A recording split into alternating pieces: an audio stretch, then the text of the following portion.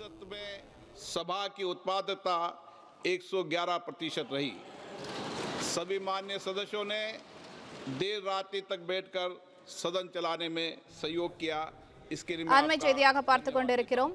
நாடாளுமன்ற மக்களவையில் வந்தே மாதரம் தேசபக்தி பாடல் ஒலிக்கப்படப்பட்ட நிலையில் தேதி குறிப்பிடாமல் ஒத்திவைப்பு என்று தகவல் வெளியாகியுள்ளது. இது குறித்த கூடுதல் விவரங்களை எமது செய்தியாளர் ராஜகுமரன் வழங்க கேட்கலாம். வணக்கம் ராஜகுமரன், விவரங்கள் என்ன?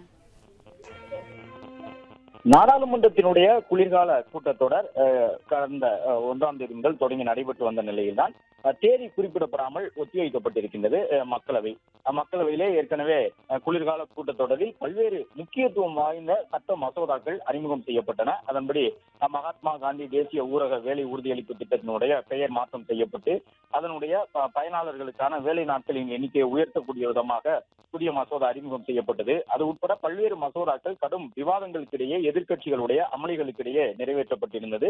இந்த நிலையில்தான் குளிர்கால கூட்டத்தொடரிலே பல்வேறு கோரிக்கைகளை முன்வைத்து எதிர்க்கட்சிகள் திராவிட முன்னேற்ற கழகம் உள்ளிட்டவை மக்களவை மற்றும் மாநிலங்களவையை முடக்கக்கூடிய விதமாக தொடர்ச்சியாக தங்களுடைய எதிர்ப்பை தெரிவித்து வந்தார்கள்.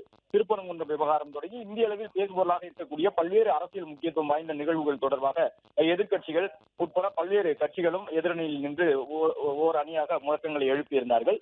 இந்த நிலையில்தான் குளிர்கால கூட்டத்தொடர் கடந்த 1ஆம் தேதி முதல் தொடங்கி நடைபெற்று வந்த நிலையில் தேதி குறிப்பிடப்படாமல் ஒத்திவைக்கப்பட்டிருக்கின்றது. குறிப்பாக வந்தே மாதரம் தேசபக்தி பாடல் இயற்றப்பட்ட 150வது ஆண்டு விழாவை குறிக்கக்கூடிய வகையிலே மக்களவையிலே வந்தே மாதரம் தேசிய கீதமாக அந்த தேசபக்தி பாடல் ஒலிக்க விடப்பட்டு அதன் பிறகு மக்களவை ஒத்திவைக்கப்பட்டது.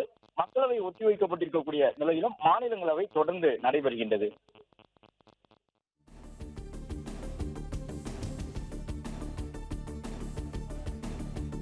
விவரங்களுக்கு நன்றி ராஜகுமரன்.